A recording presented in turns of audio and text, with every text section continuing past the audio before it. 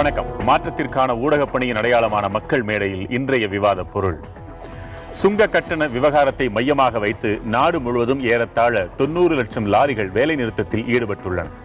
இன்று 5ஆம் நாள். மத்திய அரசுக்கு 50,000 கோடி ரூபாய்க்கு மேலாக இழப்பு என்கிறார்கள்.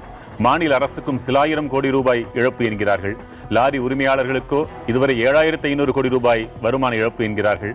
பல்லாயிரக்கணக்கான தொழிலாளர்களுக்கு வேலை இழப்பு என்கிறார்கள். விரைவில் இதற்கு ஒரு முடிவு எட்டப்படாவிட்டால் அனைத்து அத்தியாவசிய சேவைகளும் முடங்கும் அபாயம் எதிர்நோக்கி இருக்கிறோம். இப்படி அனைத்து தரப்பையும் கண்ணீர் விட வைக்கும் இப்போராட்டத்தை முடிவுக்கு கொண்டு வர மத்திய அரசால் இயலாதா? மக்கள் என்ன எதிர்பார்க்கின்றனர்? சுங்க கட்டண விவகாரத்தில் ஒரு விடிவு பிறக்கட்டும் என்றா, அல்லது இப்போதே விழி பிதுங்குகிறது போதும் போராட்டம் என்றா? அண்மை செய்தி சொல்வது என்னவென்றால், குழு ஒன்று அமைக்கப்படும். சுங்கச்சாவடிகளை கட்டணங்களை முறைப்படுத்துவதற்கு மத்திய அரசு தரப்பில் இருவரும் எதிர்த்தரப்பில் இருவரும் சேர்ந்து என்று ஒரு குழு அமைக்கப்படும், தீர்வு காணப்படும் என்று அறிவித்திருக்கிறார்கள். வேலை நிறுத்தம் பின்வாங்கப்பட்டதா என்பது குறித்த தகவலை நாம் எதிர்பார்த்துக் கொண்டிருக்கிறோம். இன்றைய விவாதத்தில் பங்கு பெறுவோர் பாரதிய ஜனதாவிலிருந்து திரு நாராயணன், தமிழ்நாடு மணல் லாரி உரிமையாளர் சங்க தலைவர் திரு யுவராஜ், காங்கிரஸ் கட்சியிலிருந்து திரு அமெரிக்கை நாராயணன். இவர்களோடு திருச்சி அரங்கிலிருந்து சதீஷ் மற்றும் ஆர் இக்பால் சேட், மதுரை அரங்கிலிருந்து அன்னக்கிளி மற்றும் ராஜீவ் ரூபஸ், கோவை அரங்கிலிருந்து மணிராஜ் மற்றும் குணசேகரன். பங்கு பெறும் அனைவருக்கும் வணக்கம். திரு யுவராஜ், 5 நாட்கள் பார்க்கறதுக்கு 5 நாள் தான் தோணுது. ஆனால் இதனுடைய பின் விளைவுகள், பக்க விளைவுகள், யார் யாருக்கெல்லாம் எவ்வளவு இழப்பு என்பதை பார்க்கும் பொழுது பல்லாயிரம் கோடிகளாக விரியும் பொழுது பெரிய அதிர்ச்சியா இருக்கு. இந்த நடைமுறைகள் இதுவரை நடந்ததெல்லாம் உங்களுக்கு மன திருப்தி அளிக்கிறதா? இன்றைக்கு மத்திய அரசு கூப்பிட்டு பேச்சுவார்த்தை நடத்தி இருக்குது. பேச்சுவார்த்தை நடத்தாமல் இது கிட்டத்தட்ட 3வது முறையாக பேச்சு நடத்தி இருக்கிறாங்க. உங்களுக்கு திருப்தியா அல்லது எப்படி செய்திருக்கப்பட வேண்டும்? கடந்த இந்த திட்டத்தை கொண்டு வரும்போது நாங்கள் வரவேற்றோம். அதாவது பிஜேபி அரசு வாஜ்பாய் எப்போ. ஆனால் அதுக்கப்புறம் கடந்த 10 ஆண்டுகளாக எங்களுக்கு இதில் தனியார் உள்ளே அதில் நடைபெறும் முறைகேடு எதிர்த்து நாங்கள் தொடர்ந்து குரல் கொடுத்துட்டே வந்தோம். நீங்கள் சொன்ன லாரி உரிமையாளருக்கு இழப்பு, அரசுக்கு இழப்பு, லாரி ஓட்டுநருக்கு, பப்ளிக் எவ்வளோ இழப்பு. இந்த டோல்கேட்டில் நடக்கிற முறைகேடு, பப்ளிக் 30 ரூபா 45 ரூபா கார் கட்டிட்டு போகிறாங்கன்னு நினைக்காதீங்க. நாங்கள் போராடும் போது ஒரு வாட்டியும் முற்றுகையிடும் போது எங்களிடம் நீங்கள் போராடுங்கள், நீங்கள் பண்ணுங்கன்னு சொல்கிறாங்க. அந்த அளவுக்கு பப்ளிக் எவ்வளோ இழப்பு இந்த டோல்கேட்னால. ஒன்றையும் அதாவது இன்னைக்கு டோல்கேட் ஒருவேளை கட்டணம் குறைக்கப்பட்டால், முறைப்படுத்தப்பட்டு விட்டால் உங்களுக்கு எவ்வளவு லாபம் வருதோ அதே போல நீங்க உங்களுடைய வாடிக்கையாளர்களுக்கு அதெல்லாம் செஞ்சிருவீங்களா, குறைச்சிருவீங்களா? ஆமா, கண்டிப்பா குறைச்சு ஆகணும் இல்லையா? டோல்ல கண்டிப்பா குறைச்சுதான் ஆகணும். தொழில் எங்களுக்கு லோடு கொடுக்குறவங்க அதை கேட்பாங்களே, அவங்க உங்களுக்கு இது குறைச்சிருக்கு. டீசல் குறைக்கும் போது அந்த கேள்வி எங்களுக்கு வருது. டீசல் குறைக்கிறப்பெல்லாம் நீங்க உங்க கிளைண்ட் குறைக்கிறீங்களா? குறைச்சிட்டு தான் இருக்கிறோம். அதுதானே மக்கள் அதையும் கேட்கறாங்களே, வியாபாரி அவங்களும் அதை கேட்டு பண்றாங்க. அதனால தான் நாங்க பண்ணிட்டு வரோம். குறைச்சிருக்கீங்க டீசல் குறைஞ்ச டீசல் எவ்வளவு? இப்போ 50 காசு எல்லாம் குறைச்சா கேட்கறது இல்ல, ஒரு 3 ரூபா அளவுக்கு குறைக்கும் போது எங்களை கேட்கறாங்க. கண்டிப்பா அது ஒரு 100 லிட்டர் போடக்கூடியவங்களுக்கு பாத்தீங்கன்னா ஒரு 1,500 ரூபா மிச்சம் ஆகும்போது 1000 ரூபா வாடகை லெஸ் பண்ணி கொடுக்குறாங்க. அதை நாங்கள் தொடர்ந்து பண்ணிட்டு வரோம். அப்படி குறைக்கும் போதெல்லாம் இப்போ ஒரு லாபகரமாக இருக்கணும். இந்த டோலுக்காக நாங்கள் ஃபைட் பண்ண தேவையில்லை. இந்த டோலில் 372 டோலில் 145 டோல் அரசே வசூல் பண்ணுது. அரசு அந்த டோலை தான் இன்னைக்கு நாங்கள் முதல்ல நீங்கள் இந்த திட்டத்தில் நாங்கள் அரசு 14,502 கோடி வருவாய் வருது ஆண்டுக்குன்றாங்க. இதை நாங்கள் முன்கூட்டியே அட்வான்ஸா செலுத்துறோன்றோம். ஒரே விட்டா இது மாதம் வராத செலுத்துறோன்றோம். இது ஈஸியா அரசுக்கு வர வேண்டிய வருவாயை நாங்க செலுத்துறோம். அது இல்லாம இதை மெயின்டெனன்ஸ் பண்ணறதுக்காக செஸ்ல 56 கோடி வருது. இது இல்லாத கார்களுக்கு நீங்க மொத்தமா செலுத்துறேன்னு சொல்றீங்க. அரசு அது சிக்கலா இருக்கும், மொத்தமா வாங்கி எல்லாருக்கும் பிரிச்சு கொடுக்கறதுல சிக்கல் இருக்குன்னு சொல்றாங்க. அவங்க சொல்ற ஒண்ணு நீங்க சிக்கலா இருக்குன்னு சொல்றீங்க. மின்னணு முறையில் இது நடத்த போறோம்னு சொல்றாங்க. அதெல்லாம் சாத்தியம் இல்ல நீங்க சொல்றீங்க. அதாவது ஏற்றுக்கொள்ளும் பக்குவம் இல்லாம சொல்றீங்களா, அல்லது பிரச்சனையாக இருக்கணும்னு நினைப்பா? இல்ல மின்னணு முறை கொண்டாடும் போது இவங்க வெளிநாட்டுடைய போக்குவரத்து சட்டங்கள் எல்லாம் கொண்டாடுறாங்க. மாண்புமிகு பிரதமர் வெளிநாட்டில இருந்து சில திட்டங்களை கொண்டாடுறாரு.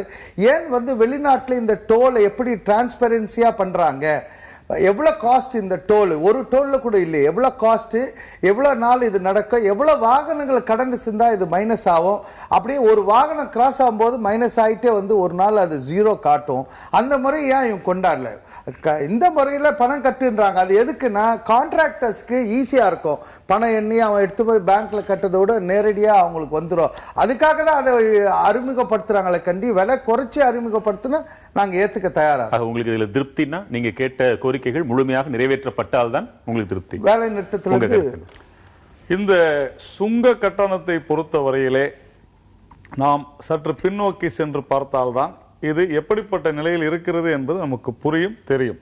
ஒன்று, தேசிய ஜனநாயக கூட்டணி மதிப்புக்குரிய அடல் பிகாரி வாஜ்பாய் அவருடைய தலைமையில் இருந்த பொழுது கிட்டத்தட்ட அனைத்து சாலைகளுமே அரசாங்கத்தால் போடப்பட்டவை. அதே போல பல சாலைகள் போடப்பட்டதும் கூட, போடப்பட்ட பின்னாலும் கூட அதற்கு சுங்க கட்டணம் வசூலிக்கவில்லை. அதே போல பப்ளிக் பிரைவேட் பார்ட்னர்ஷிப்போடு செய்திருந்த போது கூட 6 அல்லது 7 ஆண்டுகளுக்கு மட்டுமே அந்த ஒப்பந்தமானது அந்தந்த நிறுவனங்களும் போடப்பட்டிருந்தது சுங்க கட்டணம் வசூலிப்பதற்கு. இப்போ வரைக்கும் நாங்க கட்ட விரும்பலன்னு ஒரு வார்த்தை கூட அவங்க சொல்லவே இல்லை. அதனால தான் அவருடைய கோரிக்கை என்னன்றது நான் பார்த்துட்டேன். அதற்கு பிறகு வந்த காங்கிரஸ் ஆட்சியில பாத்தீங்கன்னா 2008 ஆக்ட், இப்ப நான் சொன்னது அத்தனையுமே 1998 ஆக்ட். 2007-8 இவங்க என்ன பண்றாங்கன்னா ஒரு ஒப்பந்தத்தையும் 25 வருடங்கள் முதல் 30 வருடங்கள் வரை போட்டிருக்கிறார்கள். உதாரணத்திற்கு நம்ம கிருஷ்ணகிரியிலிருந்து அத்திப்பள்ளி 1 கிலோமீட்டருக்கு 25 பைசா, அதாவது 100 கிலோமீட்டருக்கு 25 ரூபாய். ஆனால் இந்த எங்களுடைய ஆட்சி சென்று ஒரு 6 மாதம் கழித்து அந்த ஒப்பந்தம் முடிந்து விட்டது. அந்த ஒப்பந்தம் முடிந்த பிறகு 6 லைன் ஆக்குறோம்னு சொல்லிட்டு காங்கிரஸ்ல போட்ட ஒப்பந்தம், அதான சொல்ல வரீங்க? காங்கிரஸ்ல போட்ட ஒப்பந்தம் எங்களால எது செய்ய முடியும்னு கேட்க வரீங்களா? ஒப்பந்தமானது இதுவரையில் இல்லாத அளவிற்கு 2007-2008 இவங்க 25 30 வருடம் ஒப்பந்தம் போட்டு எல்லாமே தனியார் கிட்ட போயிருக்கு. அதுல உங்களால ஏதாவது செய்ய முடியுமா முடியலையாங்கிறது அடுத்த கேள்வி. இப்போ 25-30 சொல்றீங்கல்ல, அது உங்களுக்கு ஏற்புடையதா? அதுல தவறு இருக்குன்னு நினைக்கிறீங்களா, சரின்னு நினைக்கிறீங்களா? அதான் சொன்னேன். அதாவது இந்த அரசாங்கம் தேசிய முன்னணி தேசிய ஜனநாயக கூட்டணி இருந்த போது எங்களுடைய அந்த இந்திய அரசாங்கமே போட்ட சாலைகள் பல. உதாரணத்திற்கு மதுரையிலிருந்து கன்னியாகுமரி அது கிட்டத்தட்ட ஒரு 8 மாதங்கள் டோலை வசூலிக்கல. ஆனால் அதற்கு பிறகு அங்கே பாலங்கள் கட்டுவது, 6 லைன் போடுறதுன்னு மதுரை டு கன்னியாகுமரி காங்கிரஸ் அரசாங்கம் வந்த பிறகு போட்டாங்க. நான் காங்கிரஸ் அரசை குறை சொல்லணும்னு நான் சொல்ல வரல, திருப்பி எதிர்த்தாலும் காங்கிரஸ் சொல்லுங்க நீங்க கேட்க வேண்டாம். இதுல விஷயம் என்னன்னு கேட்டீங்கன்னா ஒப்பந்தம், அதாவது தேசிய ஜனநாயக கூட்டணி இருந்த போது 1997 ஆக்ட்ல போட்டது அத்தனையுமே செப்டம்பர் மாதம் 1ஆம் தேதி ஒவ்வொரு வருடமும் 10% ஏற்றிக்கொள்ளலாம் அப்படிங்கறதா ஒப்பந்தம். அதுல நீங்க இந்த 2008 யூபிஏ வந்த பிறகு அதே விஷயம் தான். ஆனால் இப்பொழுது பாத்தீங்கன்னு சொன்னாக்க 10 வருடங்களுக்கு பிறகு இந்த செப்டம்பர் மாதம், அதாவது 34 நாட்களுக்கு முன்னால இந்தியாவிலே இருக்கக்கூடிய அத்துணை சுங்க சாவடிகளிலும் விலை, அதாவது கட்டணம் குறைக்கப்பட்டுள்ளது. இதை எந்த ஊடகமும் பேசுவதில்லை, எந்த அரசியல்வாதிகளும் பேசுவதில்லை. எல்லா சுங்கச்சாவடிகளிலும் கட்டணம் குறைக்கப்பட்டுள்ளது, 1-2 சுங்கச்சாவடிகள் தவிர. அடுத்தது இந்த அரசாங்கம் வந்த பிறகு ஒரு சொன்னாரு, எல்லா சுங்கச்சாவடியிலும் குறைக்கப்பட்டிருக்குன்னு சொல்றீங்களா? 1/1/2015 34 நாட்களுக்கு முன்னால், நான் வேணா லிஸ்ட் ஒரு சாம்பிளுக்கு ஒரு 4-5 சொல்றேன் கேளுங்க. அதாவது ஓமலூர், அதுல காருக்கு 71 ரூபாய் இருந்தது, 69 ரூபாய் இருக்குது. 2 ரூபான்னு சொல்லுவாங்க. லிஸ்ட் வச்சிருக்கீங்க. நான் லிஸ்ட் வச்சிருக்கேன். ஆனா அது 7%. நீங்க பர்சன்டேஜ் கணக்கு பாத்தீங்கன்னா 7%, 10% ஒவ்வொரு வருடமும் ஏறிக்கொண்டிருந்தது.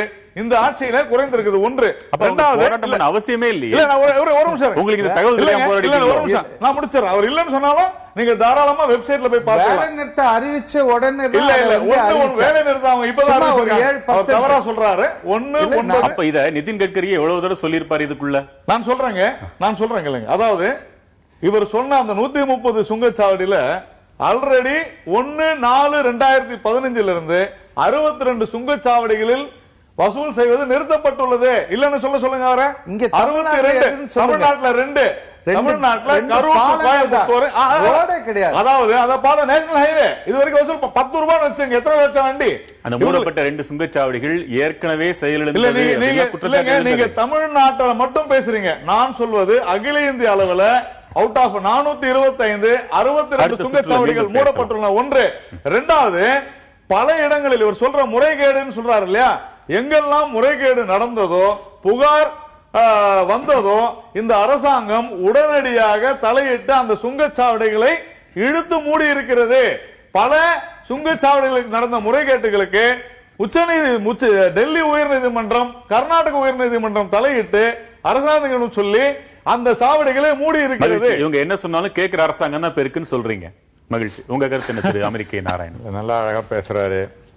இவங்களுக்கு பாவம் ஏங்க, அவர் தான் சொல்றதெல்லாம் செய்யறாங்க. நீங்க ஏங்க ஸ்ட்ரைக் பண்றீங்க? நான் குறுக்கிடல, தயவு செஞ்சு என்ன பேச விடுங்க. ஏன்னா இது உங்க பாராளுமன்றம் இல்ல, மக்கள் மன்றங்க. அது காங்கிரஸ் இல்ல. நீங்க தான் பாருங்க, நீங்க பேசுறத பாத்துக்கிட்டு இருக்காங்க மக்கள். இரண்டாவதாக, அதனால நீங்க அவர் சொல்றதை கேட்டு அது பண்ணிடுங்க. அவர் ஏன்னா நீங்க சொல்றதெல்லாம் செய்ய போறேன்றாரு, நீங்க சொல்றதுக்கு முன்னே செய்யறேங்கிறாரு. ஏன் மக்கள் கிட்ட நல்லா நம்புவாங்க. அதாவதுங்க, இவர் என்ன சொன்னாரு, எல்லாம் ஒரு காலகட்டத்தில் ஆணைக்காரனா குதிரை கூறான் இருக்கக்கூடாது. ஒரு காலகட்டத்தில் குறைந்த அளவு போலச்சே வருமானம் அன்றே போதுகிறது. இன்னைக்கு இந்தியா ஃபுல்லா சாலைகள் விரிவாக்கப்படுகிறது. இவர்கள் இதை புரிஞ்சிக்காமையா அவர் பேசுறாரு. இவங்க படிச்சாரான்னு தெரியல, நல்லா படிச்சுதான் வருவார், நல்ல அறிவாளி தான். ஆனா எதெல்லாம் பிஜேபிக்கு சாதகமா இருக்கோ அதை கோட்டை விட்டுருவாரு. வருவாயை ஈட்டி விட்ட சுங்கச்சாவடிகளை மூட வேண்டும் சொன்னார்ல, பணம் குறைச்சாங்கன்னு. அப்ப இவர் தான் வந்துட்டாங்களே, 15 மாசம் ஆச்சு. இப்படிதான், இப்படி 15 லட்சம் கொடுக்குறான்னு அது மாதிரி தான் இதுவும் இருக்கும். ஏன் மூடி? அப்ப வருவாய் எதுவுமே ஈட்டலையா? இவங்க முந்தைய ஆட்சியாளர்களை குற்றம் சொல்லி ஆட்சிக்கு வந்தார்கள், தவறில்லை. நாங்க ஆட்சியை விட்டு போயிட்டோம். 18 மாதம் ஆகிவிட்டது, என்ன செய்தார்கள் என்று மக்கள் கேட்க துவங்கியுள்ளார்கள். ஆனா மறுபடியும் காங்கிரஸ் பண்ணது சாலைகள் அப்படியே இல்லை, வெறுமனே பராமரிப்பு மட்டும் இல்லையே, மேம்படுத்தப்பட்ட சாலைகளாக மாறும்போது புதிய சாலை மாதிரி கணக்காகுது. என்ன செய்யணும்னு சொல்றாங்க இவங்க. சொல்றது நான் இங்க மேம்போக்கா இது பிஜேபி விமர்சனம் செய்ய வரல. அன்றைய காலகட்டத்திற்கு ஆரம்பத்தில் வாஜ்பாயும் பண்ணாரு, நாங்களும் தொடர்ந்து செய்தோம். மோடி தான் எல்லாத்தையும் மாத்திருவோம்னு மோடி ஜி அவர்கள் சொன்னாரு. இன்னைக்கு பாத்தீங்கன்னா இவங்க கேக்குறாங்க, சுங்கச்சாவடி நான் பணத்தை கொடுத்துறேன். ஏன் நாங்க இது சுங்கச்சாவடின்ற அதுல கொடுக்கிற பணம் மட்டும் முக்கியம் இல்லைங்க, இதனால நாட்டுக்கு இழக்கிற இழப்பு முக்கியம். இது நான் இங்க மட்டும் இல்ல, அமெரிக்காலேயே நியூ ஜெர்சி ஸ்டேட்ல ஒரு இது பண்ணாங்க. அதாவது கொடக்கூலி 5 ரூபாய், கொண்டு வர கூலி 10 ரூபான்னு. இந்த சுங்கச்சாவடிகள்ல கலெக்ட் பண்றதுக்கான செலவு 1/3 பங்கு அதற்கான செலவுகளே போயிடுது. அங்க இருக்க ஆட்கள், அட்மினிஸ்ட்ரேட்டிவ் காஸ்ட் மட்டும் இல்ல. இன்னைக்கு போய் நாங்க பாருங்க, இந்தியாவில் இந்த மாசுக்கு ஏதோ குறைச்சிட போறோம். நாங்க சுங்கச்சாவடிகள்ல வண்டி நிறுத்தினாலே மாசுகள் குறைக்கப்படும். அதுவே 9% காஸ்ட். பெட்ரோல் அங்க வேஸ்ட் ஆகுது, அதனுடைய காஸ்ட். மக்களுடைய நேரம், ப்ரொடக்டிவிட்டி வேஸ்ட் ஆகுது. இதெல்லாம் கணக்கு பண்ணீங்கன்னா ஏறக்குறைய 35-40%. இவங்க கேட்பது நியாயமான கேள்வி. இன்றைய காலகட்டத்தில் சுங்கச்சாவடிகளை எடுத்துவிட வேண்டும் என்பதுதான் சரியான இதுவாக இருக்கும் என்பதை நான் மக்கள் மன்றத்தில் வைக்க விரும்புகிறேன். குணசேகரன், கோவையிலிருந்து உங்களுக்கான நேரம்.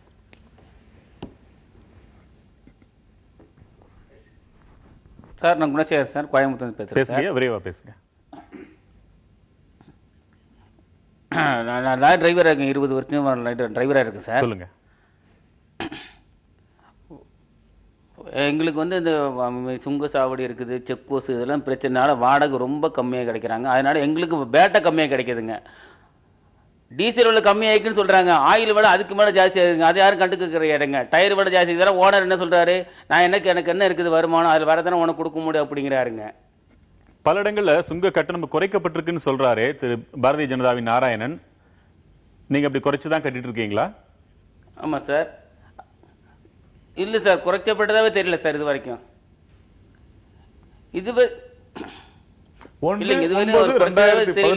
திருச்சி அரங்கில் இருக்கிற சதீஷ், உங்களுக்கான நேரம்.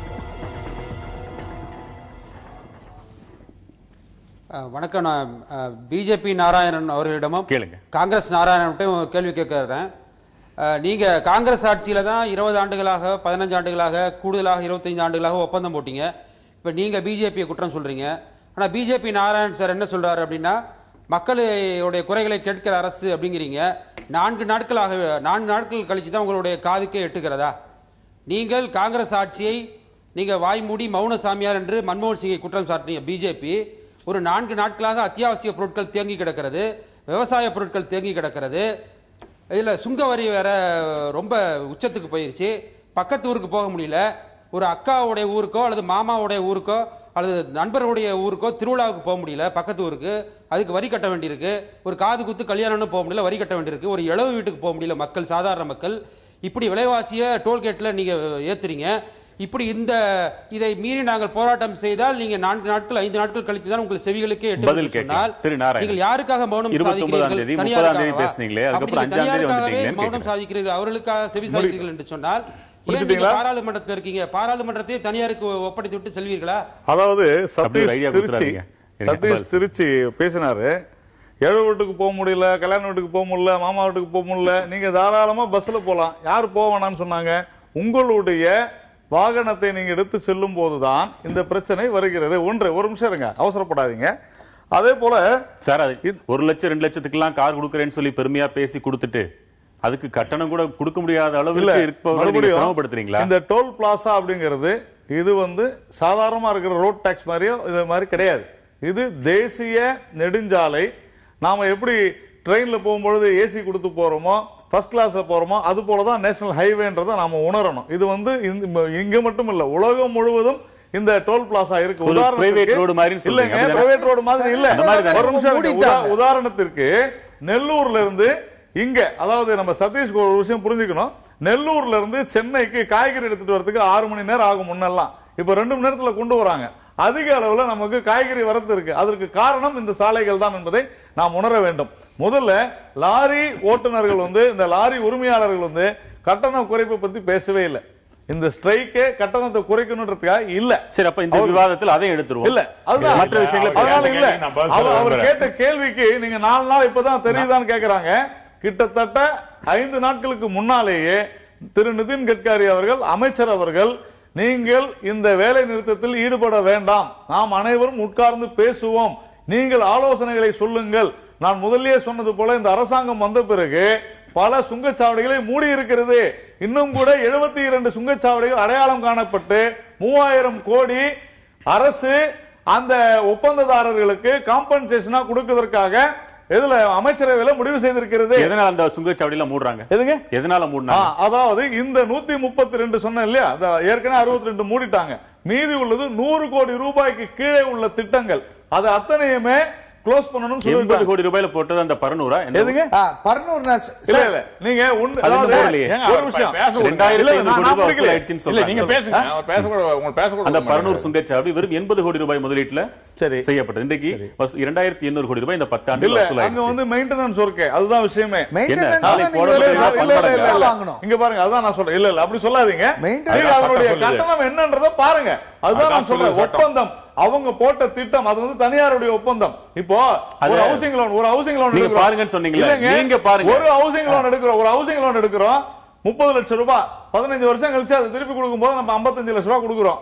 இதுதான் இந்த விஷயம். இங்க இன்வெஸ்ட்மெண்ட் இவங்க காங்கிரஸ் அரசு இருந்த பொழுது அனைத்தையுமே தனியார் மயமுக்கு விட்டு விட்டது. இதை நீங்கள் உணர வேண்டும். இப்போ காங்கிரஸ் அரசு எப்படி ஒரு தனியாரிடம் ஒப்பந்தத்தை ரத்து செய்ய முடியுமா என்றால் முடியாது. முறைகேடுகள் நடக்கும் போதுதான் செய்ய முடியும். அடுத்தது இவங்களுடைய கோரிக்கையே இப்போ ஒரு சிக்கலான ஒரு விஷயம் இவங்க என்ன முன்வைக்கிறாங்கன்னா, எங்களுக்கு ஹராஸ்மெண்ட் இருக்குது அப்படின்னு சொல்றாங்க. ஹராஸ்மெண்ட் எந்த ஒரு சுங்கச்சாவடியிலும் லாரி ஓட்டுநர்களுக்கோ லாரி உரிமையாளர்களுக்கோ கிடையாது. ஏதோ ஒரு ஹராஸ்மெண்ட். என்ன ஹராஸ்மெண்ட் வருது பாருங்க, எவ்வளவு ரவுடிஸ் இருக்காங்க. இல்ல இது பர்னூர் இங்க பக்கத்துல நான் சொல்றேன். கம்ப்ளைன்ட் கொடுங்க, சட்டப்படி நடவடிக்கை எடுக்கணும். மாநில அரசோட சப்ஜெக்ட், மாநில அரசுடைய சப்ஜெக்ட் துணையா இருக்கு. அப்ப மாநில அரசு அவரு என்ன கேள்வி கேட்டார். முதல்ல அவர் சொல்றேன், அதாவது சின்ன குழந்தையா இருக்கு நிக்கர் போடுறோம்னு, பெரியவனான பரமா நிக்கர் தான் போட்டுட்டு இருப்போம், ஓடாது. அன்றைய காலகட்டத்தில் வளர்ச்சியும் போது ஏன்னா நாடு ஃபுல்லா இது வரல, சோ அந்தந்த ரோடுக்கான இது வசூலிக்கப்பட்டது. இவர் இதுல சப்ஜெக்ட், இன்றைய சப்ஜெக்ட் தெளிவாக வரும் காலத்திலே இது நாட்டிற்கு சுங்கச்சாவடிகள் அவசியம் இல்லைன்றதான் எங்களுடைய வாதம். இது இந்தியாவில் மட்டும் இல்ல, உலக நாடுகள்ல செய்யப்படுகிறது. இது அங்க சுங்கச்சாவடியில் கொடுக்கிற பணம் மட்டும் இல்ல. ஆனா இவர் பேசிட்டு ஒரே ஒரு இதை மட்டும் 3 லட்சம் கோடி வரைக்கும் செலவாகுன்னு சொல்றாங்க. சுங்கச்சாவடியில வசூல் பண்றாங்கன்னு சொன்னாரு. வருடம் பூரா இந்த இது நம்ம ரோடோட பட்ஜெட் பல லட்சங்க. அதாவது மறுபடியும் 14,502 ரூபாய் இதை வசூல் பண்றதுக்கு அவங்க செய்கின்ற செலவு, அங்க நிற்கின்ற பெட்ரோல் வண்டிகளுடைய செலவு, அங்குள்ள நேரத்தின் செலவு, இவங்களுக்கு லாரி ஓடுறதுல செலவை விட அங்க நிக்கிறதால வாடகை செலவிலேயே அவங்க நாடோடைய இது. எதுக்கு இந்த ஜிஎஸ்டியை கொண்டு வரோம்? ஜிஎஸ்டியில ஒவ்வொரு இடத்துலையும் நிறுத்தி வரைச்சு போக்குவரத்து இல்லாம நாட்டுடைய இது எஃபிஷியன்சி குறையுதுன்றதுக்காக தான். அதே மாதிரி இந்த சுங்கச்சாவடிகள் இந்த நாட்டுடைய எஃபிஷியன்சி குறைக்கிறது இந்த காலகட்டத்தில் அப்படின்னு புரிஞ்சுக்கிட்டு வரும் காலகட்டத்தில் எல்லா இடத்துலயும் சுங்கச்சாவடி எடுக்கணும்ன்றதுதான் எங்களுடைய வாதம். ஒன்று எடுத்துட்டா மெயின்டைன் பண்றது எந்த காசு வச்சு மெயின்டைன் பண்ணுவீங்க? you can add additional tax, you can add an additional. இப்போ பாத்தீங்கன்னா பல லட்சம் கோடி ரூபாய் இவங்க உலகத்துல பாத்தீங்கன்னா நாங்க இருக்க $100 இருந்த இது இன்னைக்கு $40 விக்குதுங்க. எவ்வளவு கொள்ளையடிச்சிட்டு மக்கள் மனத்துல வரி போட்டு எடுத்துக்கிட்டு இருக்காங்க. நீங்க மக்களை ஏமாத்தி அந்த அளவுக்கு குறைக்கலன்றது முடியும். நீங்க பெட்ரோலையும் டீசலையும் குறைக்கல, அதான் உண்மை. சுங்கச்சாவடி மூலமாக அதிகமாக வாங்குறாங்க, அதை எடுத்துட்டு வேற வழியில கொஞ்சம் குறைவா வாங்குங்கன்னு சொல்றீங்க. ஒரு 10 பைசா அதிகரிச்சு அப்ப என்ன அவங்க எஃபிஷியன்சி அதிகரிக்கும். அதுதான் செய்யணும். இல்ல இப்போ இந்த வாகனங்கள் வாங்கச்சு, வாகனங்கள்ல இப்ப இந்த லாரி வாங்குறதுக்கு முன்னே இப்போ லைஃப் டாக்ஸ் போட்டு வாங்குறாங்க. சோ we have to பணம் வேணுங்கிறதுல யாரும் மறுப்பு சொல்ல முடியாது. ஆனா இவங்க பணம் கலெக்ட் பண்ற மெத்தட் இன்றைய போதுக்கு சரியானது இல்ல. ஒரே ஒரு விஷயம் மட்டும் நான் சொல்லிடுறேன். அவர் சொன்னார், அதாவது எப்படி ஒரு அதிகார மமதை பாருங்க. உங்களால என்ன ஏங்க கார்ல போறீங்க, பஸ்ல போறீங்க, போறதான ஒரு அதிகார மமதையோட மக்கள்கிட்ட பேசாதீங்க. தயவு செய்து அதிகார மமதையோட மக்கள் கிட்ட பேசாதீங்க. அவங்க தான் நமக்கு ஓட்டு போடுறாங்கன்ற ஞாபகம் இருக்கணும். சாதாரண மக்கள்னு அவர் சொன்னதனால நான் இல்ல தவறான வாதம் அந்த சொல்லக்கூடாது. நீங்க லக்ஸுரி மமதையா பேசாதீங்கன்னு சொல்றோம். எந்த அதிகாரத்தில் இருக்கீங்க? இல்லங்க அதான் அவர் தான் அதிகாரம்ன்றாரு, எனக்கு தெரியல. மக்கள் சேவகர்கள் நினைச்சிட்டு இருக்கோம். மதுரை எண்ணக்கிளி, உங்களுக்கான நேரம். ஐயா, எனக்கு பாரதிய ஜனதா கட்சி தலைவரிடம் ஒரு கேள்வி. அவரிடம் பேருந்து கட்டணத்தில் நீங்கள் பேருந்தில் செல்லலாம், பேருந்து கட்டணத்தில் உங்களுக்கு சுங்கச்சாவடிகளுடைய வரத்து அதுல நீங்க கால்குலேட் பண்ணிக்கலையா? பேருந்துகளுடைய கட்டணத்திலும் அந்த சுங்கச்சாவடி சார்ந்த வருவாய் டாக்ஸ் பிடித்து விட்டு தான் அந்த கட்டணமும் செலுத்தப்படுகிறதா என்ற ஒரு கேள்வி ஐயா. இரண்டாவதாக பார்த்தேன் என்றால் மணல் உரிமையாளர் யுவராஜ் அவர்களிடம் ஒரு கேள்வி, மிக்க சாதாரணமான கேள்வி. நெறியாளர் கூறும்போது ஒவ்வொரு முறையும் சொன்னார் வருமான இழப்பீடு என்று.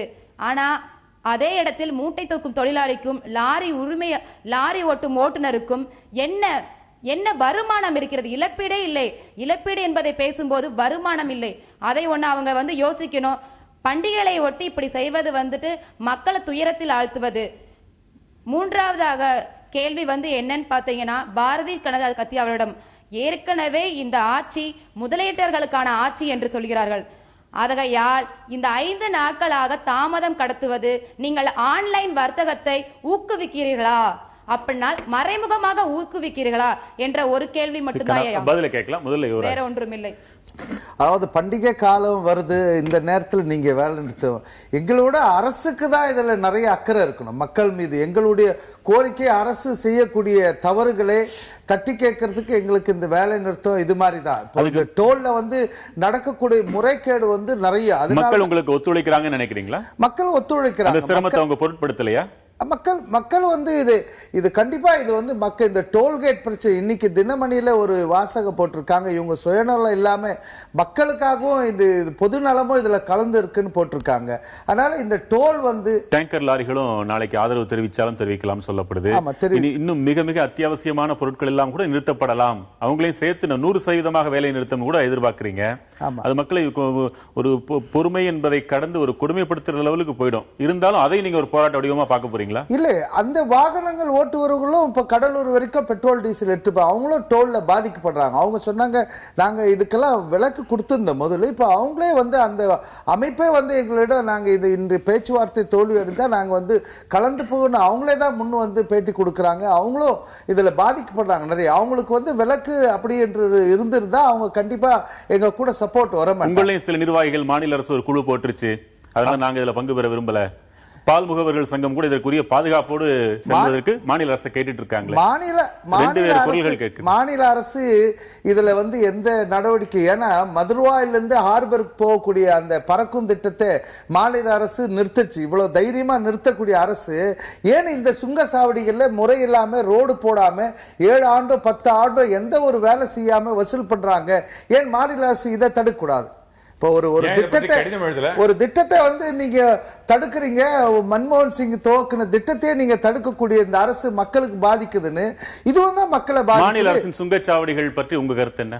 மாநில அரசு சுங்கச்சாவடிகள் வாங்க ஆரம்பிச்சது இதான் ஃபர்ஸ்ட். இந்தியாவில தமிழ்நாடு தான் ஃபர்ஸ்ட். இந்த இதுல நம்ம வேளச்சேரி அந்த எல்லாமே நியாயமா இருக்கா? அது நியாயமே கிடையாது. அதை எதிர்த்து நாங்க பலமுறை போடும். ஏன்னா ஒரு ஐடி கம்பெனி எல்லாம் வருது, அவங்க மூலியமா அரசுக்கு, மாநில அரசுக்கு வருவாய் வருதுதான் அவ்வளவு பெரிய இங்க வர வச்சு அவங்களுக்கான எல்லா வசதியை பண்றீங்க. ஆனா அவங்க கிட்ட உங்களுக்கு வருவாய் வருது, வரி வருது. ஆனா அவங்களுக்காக நீங்க இதெல்லாம் செஞ்சு கொடுக்க வேண்டியது உங்க வேலை, சாலையெல்லாம். ஆனா அந்த சாலையை போட்டுட்டு வரியும் வசூல் பண்ணு மக்கள்கிட்ட இந்த ரோடுக்குன்னு வரி வாங்குறது மிகப்பெரிய குற்றம். நீங்க மக்கள் சொல்றீங்க, இதன் மூலமா சலுகைகள் கிடைத்தால் அதை நீங்க வாங்கி முதலாளிகளாகிய நீங்கள் மட்டும்தான் அனுபவித்துக் கொள்வீர்கள். மக்களில் பங்கு பெறக்கூடிய லாரிகளை ஓட்டக்கூடிய அந்த தொழிலாளர்களையும் சுமைதூக்கும் தொழிலாளர்களையும் நீங்கள் கைவிட்டு விடுவீர்கள், உங்கள் கரிசனமே இருக்காதுன்ற மாதிரி சொல்றாங்க. இல்ல இதுல லாரி ஓட்டுநரும் இதுல பாதிக்கப்படுறா. டோல்கேட்ல எத்தனையோ டிரைவர் அடிக்க வாங்கியிருக்காங்க. நிறைய கம்ப்ளைண்ட்ஸ் இருக்கு. நிறைய பேர் கம்ப்ளைண்ட் கொடுக்காம போயிருக்காங்க. அது ஒரு பக்கம். ஆமா, இதெல்லாம் குறைஞ்சா அல்லது நீக்கப்பட்டால் அவங்களுடைய வருமானத்தை நீங்க உயர்த்துவதற்கு உறுதி கொடுப்பீங்களான்னு? இல்ல, இதெல்லாம் குறையும் போது, தொழில் நல்லா இருக்கும் போது என்னுடைய வேலையாட்கள் நல்லா இருப்பாங்க. அதுதானே எனக்கு. நான் நல்லா இருந்தா என்னுடைய ஓட்டுநர் நல்லா இருப்பாரு, என்னுடைய தொழிலாளி நல்லா இருப்பாங்க. ஒரே ஒரு நொடி குறுக்கிடுறீங்க அன்னக்கிளி, சொல்லுங்க. இல்ல ஐயா சொல்லும் போது சொன்னாரு என்னோட ஓட்டுநர்கள் நல்லா இருப்பாங்கன்னு. வருமானமே இல்லாதப்போ எப்படி ஓட்டுநர்கள் நன்றாக இருக்க முடியும்? இத ஓட்டுநரே சொல்லலாமே. தீபாவளி பண்டிகை குணசேகரன், உங்க கருத்து என்ன இதுல? அப்பொழுது மட்டும் இதுல வெற்றி பெற்றால் உங்களுடைய வாழ்க்கையும் வளம் பெறும்னு உத்தரவாதம் கொடுக்கறாங்களே லாரி முதலாளிகள். என்னுடைய கருத்து அதுதானுங்க. முதலாளிக்கு வருமானம் வந்தாதான் சார் தொழிலாளி கொடுப்பாங்க. சரி, உங்க பக்கத்தில் இருக்கிற மணிராஜ் கிட்ட மைக் கொடுங்க. கொடுக்க முடியும். காலகட்டத்தில் டோலுக்கே பாதி போகுது சார். மணிராஜ், கோவை மணிராஜ், உங்களுக்கு டோலுக்கே பாதி போகுது. டயர் விலை ஜாஸ்தி இருக்குது, ஆயில் விலை ஜாஸ்தி இருக்குது. மணிராஜ் கிட்ட கொடுங்க. அதாவது இந்த லாரி ஸ்ட்ரைக்னால பாத்தீங்கன்னா அந்த தொழில் முனைவோர்கள் அதிகமாக பாதிக்கப்பட்டாங்க. குறிப்பா கோயம்புத்தூர்ல பாத்தீங்கன்னா அந்த சிறு குறு தொழில் இங்க அதிகம், கோயம்புத்தூர்ல அதிகம். இங்க குறிப்பா இப்ப சொல்ல போனா அந்த சிறு குறு பம்ப் செட் உற்பத்தி ஏதோ இங்க கோயம்புத்தூர்ல அதிகம் நடக்குது. இங்கிருந்து தான் இந்த டெய்லி தினசரி பம்ப் செட் உற்பத்தி செஞ்சு தமிழ்நாட்டின் பல பாகங்களுக்கு, சொல்ல போன இந்தியாவின் பல மாநிலங்களுக்கு இங்கிருந்து லாரி மூலம் தான் அனுப்புறோம். அதாவது 90% பேர் லாரி மூலமா தான் அனுப்புறாங்க. இந்த 10% தான் இந்த ட்ரெயின், அப்புறம் பாத்தீங்கன்னா அந்த ஆம்னி பஸ், இது போல பாதிக்கப்பட்டதா சொல்றீங்க. இது மாதிரி முறையில அனுப்புறாங்க. உங்களுக்கு லாபம் தானே? இதனால என்ன பாதிப்பு அப்படின்னா, இல்ல எப்படிங்க போராட்டம் வெற்றி பெற்றால் எப்படி லாபம்? உங்க லாரிகளுக்கான அந்த வாடகை எல்லாம் குறைக்கத்தானே போறாங்க. கண்டிப்பா அது குறைச்ச சந்தோஷம் தான். ஆனா என்ன, இந்த லாரி பாத்தீங்கன்னா 5 நாள் ஸ்ட்ரைக்கு, அதுக்கு முன்னாடி 3 நாள் 4 நாளைக்கு முன்னாடி புக்கிங் நிறுத்திட்டாங்க. எங்களால சரியான முறையில சரக்கு வெளியே அனுப்ப முடியல. அதே மாதிரி மூலப்பொருட்கள்லாம் எங்களுக்கு வடமாநிலத்திலிருந்து அதிகம் வருது. குறிப்பா பாம்பே, டெல்லி, குஜராத் போன்ற மாநிலங்கள் அதிக அளவுக்கு எங்களுடைய பம்ப் செட்டோட உதிரிப்பாங்கள் அதெல்லாம் இங்க வருது. இங்க என்ன ஆச்சுங்கன்னா, இந்த லாரி ஸ்ட்ரைக் பயன்படுத்தி உள்ளூர்ல என்ன பண்றாங்கன்னா, செயற்கைய ஒரு தட்டுப்பாட்டை உருவாக்கி காசு டபுளா வசூல் பண்ண ஆரம்பிச்சிடுறாங்க. பம்ப் செட் மூலப்பொருள் மட்டுமல்ல, எல்லா வகையான பொருள்களும் இந்த லாரி ஸ்ட்ரைக்கை பயன்படுத்தி விலையை அதிகப்படுத்தி மக்களை சுரண்டுறாங்க வியாபாரிகள். ரெண்டாவது இவங்க அரசியல்வாதிகள் எல்லா கட்சி, காங்கிரஸ், பாரதிய ஜனதா எல்லாம் வந்திருக்காங்க.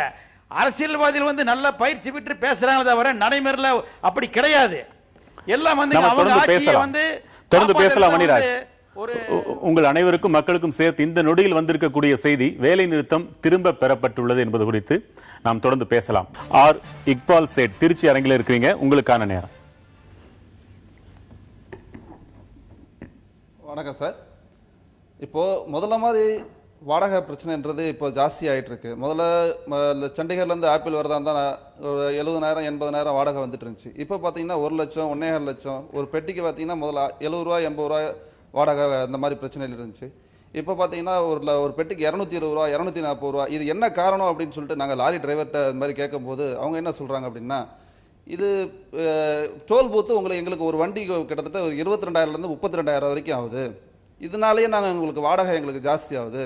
இப்போ நாங்கள் அதுக்கு தகுந்த மாதிரி என்ன பண்ணோம் அப்படின்னா, இருக்கிற ஆப்பிளை பொறுத்த வரைக்கும் இல்லை வெஜிடபிள்ஸாக இருக்கட்டும், அது இருக்கிற விலை ஜாஸ்தி வச்சு விற்க வேண்டிய சூழ்நிலை. இது யார் தலையில் போய் விடியுது அப்படின்னா மக்களோட தலையில தான் விடியுது. இதை யாரால தடுக்க முடியும் அப்படின்னா ஒரு மத்திய அரசோ அல்லது மாநில அரசோ கலந்து ஒரு யோசனை பண்ணி தான் தடுக்க முடியும். இது யாருமே யோசனை பண்ணாம நீ பெரிய ஆளா நான் கட்டவனா நீ நல்லவனா நான் கட்டவனா இதை பத்தி மட்டுமே தான் பேசிட்டு இருக்காங்களே தவிர, நாளைக்கு நம்ம மக்களுக்கு என்ன ஒரு யூஸ்ஃபுல்லான ஒரு விஷயம் என்ன இருக்கு அப்படின்றத கொஞ்சம் கூட யோசனை பண்ணாம இருக்காங்க. இதுதான் ஒரு பெரிய ஒரு மன வருத்தமாவே இருக்கு. இதுக்கான பதிலையும் கேட்கலாம். மதுரை ராஜீவ் ரூஃபஸ், உங்களுடைய கேள்வியும் கேட்டுருங்க. வணக்கம் ஐயா. காங்கிரஸ் சரியில்லை என்று நாராயணன் அவர்கள் சொன்னார்கள், பிஜேபி சரியில்லை என்று அமெரிக்க நாராயணன் அவர்கள் சொன்னார்கள். நாங்கள் சொல்லுகிறோம் இருவரே சரியில்லை என்று. அதுதான் எங்கள் பிரச்சனை. எங்களுக்கு என்னென்னா, ஒரு அரசு என்பது மக்களுக்கான அடிப்படை வசதிகளை செய்து கொடுக்கக்கூடியதாக அரசு இருக்க வேண்டும். ஆனால் அரசு என்ன சொல்லுகிறது என்றால், சாலைகளை அமைத்தல், பள்ளிகளை அமைத்தல், கல்லூரிகளை அமைத்தல் இதெல்லாம் எங்களுடைய பணி அல்ல, சாராய கடைகளை திறந்து வைப்பது, வருமானம் உள்ள இடங்களை பார்ப்பதுதான் எங்களுடைய பணி என்று அரசுகள் சொல்லாமல் சொல்லிக் கொண்டிருக்கின்றன. இந்த சுங்கச்சாவடி பிரச்சனையை எடுத்துக்கொண்டு பார்த்தீர்கள் என்று சொன்னால் கூட, கட்டு பராமரி ஒப்படை, கட்டு உனக்கு லாபம் வர வரை பராமரி, அந்த தொகை கிடைக்கின்ற வரை பராமரி, மீண்டும் அரசிடம் ஒப்படை என்ற கருத்தின் அடிப்படையில் தான் சுங்கச்சாவடி முதலாவதாக உருவாக்கப்பட்டது. ஆனால் நமக்கு தெரியும் இன்றைக்கு எத்தனை சுங்கச்சாவடிகள் ஒப்படைக்கப்பட்டுள்ளது என்று. எதுவும் ஒப்படைக்கப்படவில்லை. அதனால் மக்கள் சொல்லனா துயரத்துக்கு ஆளாகிறார்கள். நம்முடைய லாரி டிரைவர்கள் உரிமையாளர்கள் அந்த இதை முன்னெடுத்து இருக்கிறார்கள். ஒவ்வொரு பொதுமக்களும் கண்டு வெதும்பின அந்த செய்தியை தான், மனம் வருந்திய செய்தியை தான் அவர்கள் போராட்டமாக எடுத்திருக்கிறார்கள். மிக சிறப்பான செய்தியாகும் இது. இப்பொழுது அரசு ஏதோ ஒரு பேச்சுவார்த்தையின் வழியாக ஒரு தீர்வை கொண்டு வருகிறது என்றால் நல்ல செய்தி, வரவேற்க வேண்டியது. இதில் ஒரே ஒரு கருத்தை மட்டும் நான் சொல்லிக் கொள்கிறேன். ஏற்கனவே சாலை வரி செலுத்தி இருக்கிறோம். நாம் சாலை வரியின் வழியாக நாம் இந்த நல்ல சாலைகளுக்கு தான் பணம் கொடுத்திருக்கிறோமே ஒழிய அதையெல்லாம் அரசு கணக்கில் எடுத்துக்கொள்ளவில்லை. மீண்டும் தாருங்கள் என்று சொல்கிறது. சரி, அதையும் விட்டு விடுவோம்.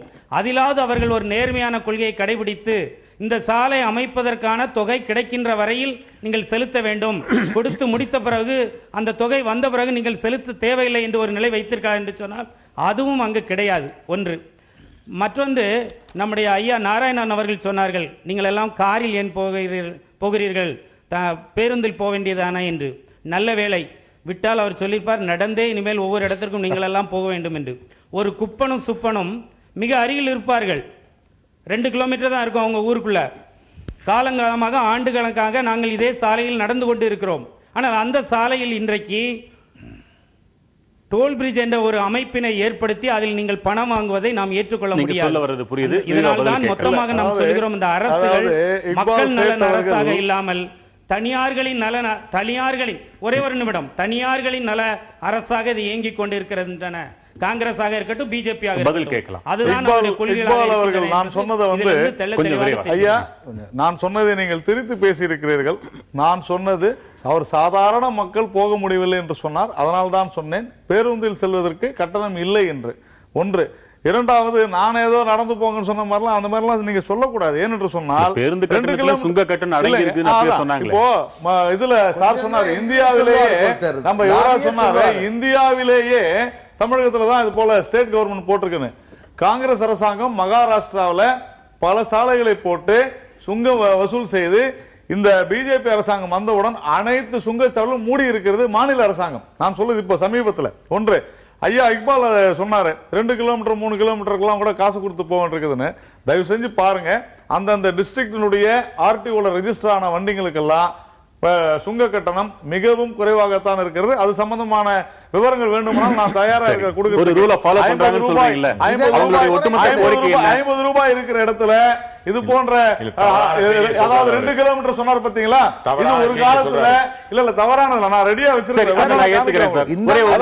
அதை நான் ஏத்துக்கிறேன். அதே மாதிரி எல்லா ரூலையும் பின்பற்ற வேண்டும் என்கிறதா ஒரே கோரிக்கை. அதே போலத்தான் லாரிகளும். இப்ப பிரச்சனை என்னன்னா, இந்த அரசாங்கம் வந்த பிறகு சுங்கச்சாவடிகளை முறைப்படுத்த முனைந்திருக்கிறது.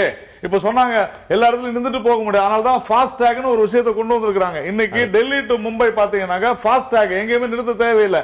அது போல இந்தியா முழுவதும் வரப்போகிறது. அப்போ சுங்கச்சாவடியில் நிக்க வேண்டாம், டிஜிட்டலி மானிட்டர்டு. இந்த ஒரு 100 மீட்டருக்கு முன்னாலேயே தெரிஞ்சு போயிடும் இந்த வண்டி வருதுன்னு. ஏற்கனவே அவங்க ஃபாஸ்டாக்ல பணம் கட்டிட்டாங்கன்னா ஆட்டோமேட்டிக்கா நிற்காதையே போய்விடலாம். இது போன்ற பல விஷயங்களை கொண்டு வந்திருக்கிறோம். அடுத்தது 72 சுங்கச்சாவடிகளை மூட இருக்கிறோம். ஏற்கனவே 62 மூடியாச்சு. அதாவது ஒரு குறை சொல்ல வேண்டும் என்று சொல்லக்கூடாது. நம்ம அன்னைக்கிலே அவங்க சொன்னாங்க, இந்த மாநில அரசு வந்து பஸ்ஸுக்கு வந்து வசூல் பண்றாங்க. மாநில அரசுகள் கண்டிப்பாக அதை மனதில் எடுத்துக்கொண்டு நம்ம இவர் சொன்னது போல சாதாரண மக்களுக்கு கண்டிப்பாக அந்த வரியை செலுத்தாது இருப்பதற்கு ஆவணம் செய்ய சொல்றேன். அவர் என்ன சொல்றாரு, அவர் ஈசிஆர் பக்கம் கூட வேணாம், ரொம்ப மெட்ராஸ் வேணாம், அது ஈசிஆர் வந்து நேஷனல் இதுதான் வைக்கிறாங்க. அங்க போய் பாத்தீங்கன்னா 10 அந்த சுங்கச்சாவடி தாண்டினா 50 ரூபாய் கொடுத்தானோ இங்க இருந்து மகாபலிபுரம் போறதுக்கு. அதனால 3 கிலோமீட்டர் போறாங்களா 30 கிலோமீட்டர் அந்த தாண்டின உடனே கொடுக்க வேண்டிய இல்ல. அதனால அவர் சொன்ன செய்தி தவறானது. தவறு. இரண்டாவதாக சொல்கிறேன், அவர் சொன்னதுதான் நான் சொன்னேன். இந்த கட்டணம் என்பது பெட்ரோல் டீசல் அந்த சுங்கச்சாவடியில் கொடுப்பது மட்டுமல்ல, அங்க நேரம் செலவழிக்கிறாங்க, அந்த நேரத்துக்காக வாடகை வசூலிக்கிறாங்க, தெளிவா சொன்னாரு. அதனாலதான் இந்த சுங்கச்சாவடிகள் எடுக்க வேண்டும் என்பதுதான் சரியான முடிவாக மத்திய அரசு நல்ல கேள்வி மக்கள் சார்பாக கேட்டுக்கொள்கிறேன். சாலைக்குன்னு வரி வாங்குறீங்களே, அது என்ன மோசமான சாலை சுமாரான சாலை அப்படின்னு நினைச்சா வாங்குறீங்க கேட்டார். இல்லைங்க, நியாயம் தாங்க அவங்க சொல்றது. எல்லா இடத்துலயும் சாலை நல்லா போடணும், அதுல ஒண்ணும் கருத்து வேற்றுமை. இப்ப நம்ம பேசுறது சுங்கச்சாவடிகள் இன்றைக்கு இருக்க நிலையில எடுப்பதுதான் நாட்டுக்கு நல்லது. பொல்யூஷன் குறையும், அங்க இருக்க பெட்ரோலுடைய விலை குறையும், அது குறையும். அதுக்கு அடிப்படை நல்ல சாலை இல்ல, அதனாலதான் அவங்க கொடுத்து போட வைக்கிறாங்க. அதுல கொஞ்சம் நீங்க ஏற்கனவே வரி வாங்குறீங்கல்ல, சாலை வரின்னு தனியா வாங்குறீங்க, வாகனத்தோட சேர்த்து வாங்குறீங்க, டீசலோட சேர்த்து வாங்குறீங்க. அதெல்லாம் எப்படிப்பட்ட சாலைகளுக்காக நீங்க சொல்றது 60% உலக நாடுகள்ல பெட்ரோலுடைய விலை குறைச்சிருக்காங்க, அவங்க கொள்ளை அடிக்டாங்க. நியாயமான கேள்வி. சாலையில 2007 இந்தியா முழுவதும் $110 இருந்து தாம்பரத்துல இருந்து செங்கல்பட்டு வரைக்கும் வந்து 10 ஆண்டுகளா வசூல் பண்ணிட்டு இருக்காங்க. வண்டலூர்ல தொடர்ந்து விழா காலங்கள்ல பாத்தீங்கன்னா அதே மாதிரி வீக்கெண்ட்ல ஜாம் ஆயிட்டு இருக்கு.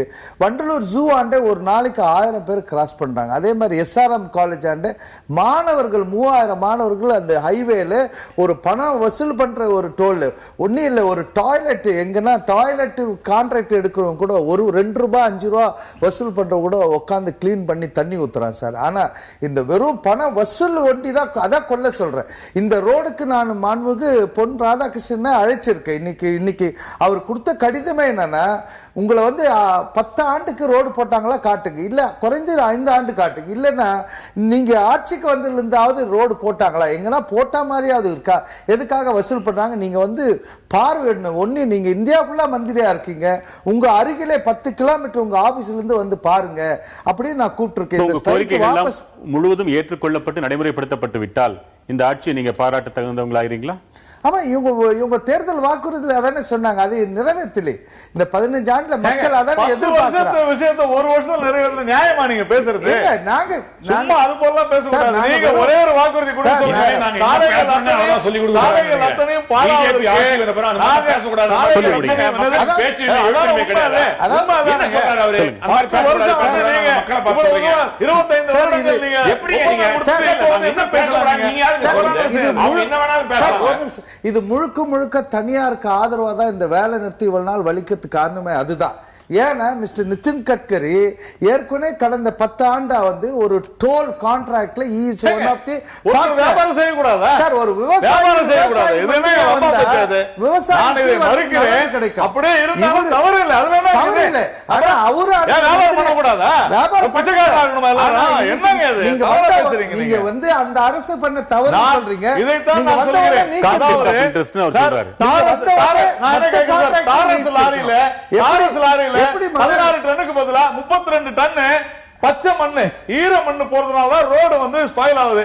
முதல்ல அதற்கு உண்டான ஒரு முடிவு அப்படி எடுக்கிறாங்கல்ல, நடவடிக்கை எடுங்க. நீங்க சொன்னீங்கல்ல, புகார் கொடுங்கன்னு சொன்னீங்கல்ல, நீங்க நடவடிக்கை எடுக்க மாட்டேங்கிறீங்க. லஞ்சம் வாங்கிட்டு அதற்காகத்தான் இந்த அரசு ஒவ்வொரு சுங்கச்சாவடியின் முன்னும் அந்த வேயிங் மிஷின், அத வேயிங் பிரிட்ஜ் இப்ப வைக்க போறாங்க. சார், நான் என்ன சுங்கச்சாவடியில் எடுத்துருங்க, அந்த இடத்துல வேயிங் மிஷின் வைங்க. அதுக்கு யாரும் முன்ன மாதிரி இல்ல. இந்த வாகனங்கள் செல்லும் பொழுது இந்த வாகனத்துல 16 டன்னுனா 16 டன் இருக்குதா, 10 டன் தானா 10 டன் இருக்குதான்னு பார்க்க போறாங்க. ஒருவேளை அதற்காக கூட அவர்கள் இல்ல, நீங்க இந்த வேலை நிறுத்தத்தை சார், நீங்க சுங்கச்சாவடியில எடுத்துருங்க, வேயிங் மிஷின் மட்டும் வச்சிருங்க. பொதுமக்கள் கட்டணத்தை குறைக்க வேண்டும் என்று அவர்கள் போராடவில்லை.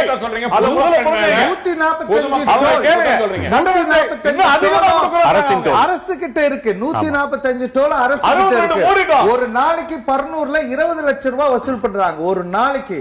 ஆனா அதை கான்ட்ராக்ட் கொடுத்தவங்க 25 லட்சம் 30 லட்சம் எவ்வளவு வசூல். நீங்க அது ஒரு சாம்பிளா சொல்றீங்க, பரனூர் மூடட்டும் நம்புறேன்னு சொல்றீங்க.